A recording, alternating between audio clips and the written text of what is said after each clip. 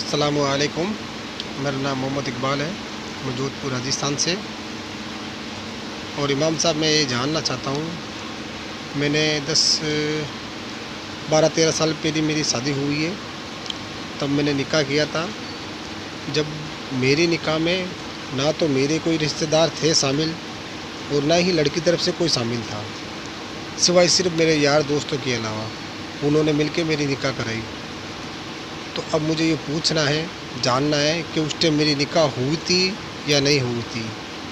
और मेरे 3 बच्चे हैं, तो मेरे बच्चे अगर नहीं हुई थी तो वो कैसे हैं, हलाल है, हराम है, क्या है, और उनका अब क्या, और मुझे आगे क्या करना चाहिए, निकाह दोहराने चाहिए या नहीं दोहराने चाहिए, ये क्या है, ये जो कुछ भी है अनजाने में हुआ।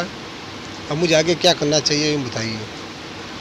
और हाँ, मैंने मेरी वाइफ को मेहर भी नहीं दी है अभी तक, तो मुझे अब आगे के लिए क्या करना है ये ज़रा आप मुझे बता दीजिए। ये हमारे इकबाल भाई हैं जो राजस्थान से सवाल कर रहे हैं।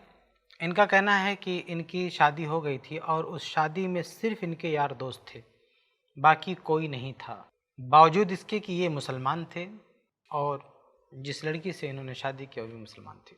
तो जाहिर है कि जब आप मुसलमान हैं और लड़की भी मुसलमान है तो आप दोनों को इस्लामी तरीके के मुताबिक शादी करनी चाहिए। और अगर इस्लामी तरीके के मुताबिक मुसलमान शादी नहीं करेगा, उसकी शादी बातिल होगी, उसका निकाह बातिल होगा।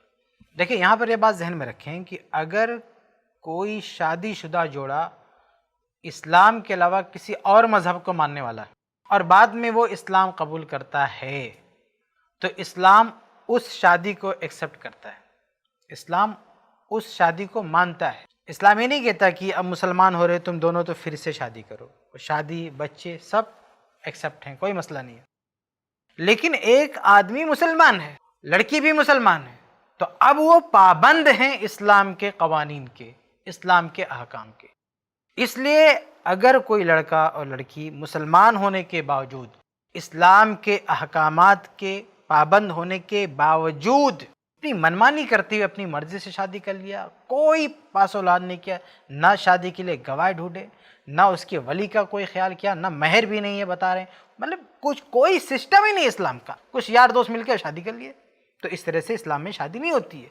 और इस तरह से अगर किसी ने शादी किया, देखिए सुनन तिरमिज़ी वगैरह की रवायत है कि अय्युम इम्रअतिन नकहत बेदून इज़्न वलीहा फनिकाहुहा बातिलुम बातिलुम बातिल, कि जिस औरत ने अपने वली की मर्जी के बगैर शादी कर लिया, उसकी इजाज़त के बगैर शादी कर लिया, तो उसका निकाह बातिल है, बातिल है, बातिल है।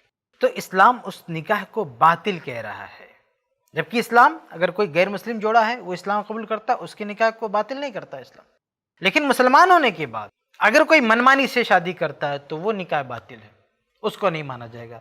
इसलिए फिर से उसको रिन्यू करना ज़रूरी है, इस्लामी तरीके के मुताबिक शादी करना ज़रूरी है। अब रहा मसला ये कि इससे पहले जो जाहिर सी बात है शादी हुई है, उससे हम बिस्तरी हुई है, बच्चे हुए हैं, तो इस पर क्या हुक्म लगेगा? तो देखिए, इस पर ज़िना का हुक्म नहीं लगेगा। यानी इसको हम गरचे वईद की सूरत में बाद रवायतों में वो लफ्ज़ आए भी हैं, लेकिन वो हकीकी ज़िना नहीं है, क्योंकि अल्लाह के नबी सल्लल्लाहु अलैहि वसल्लम के ज़माने में इस तरह से एक निकाह हुआ था तो आपने रज्म का फ़ैसला नहीं दिया, यानी उसको बाकायदा उस पर ज़िना के अहकामात लागू नहीं किए, बल्कि आप सल्लल्लाहु अलैहि वसल्लम ने जो दोनों मिले थे तो उस पर जो है जो महर की बात थी उसको कहा ये दो, क्योंकि तुमने उसकी शर्मगाह को हलाल किया है।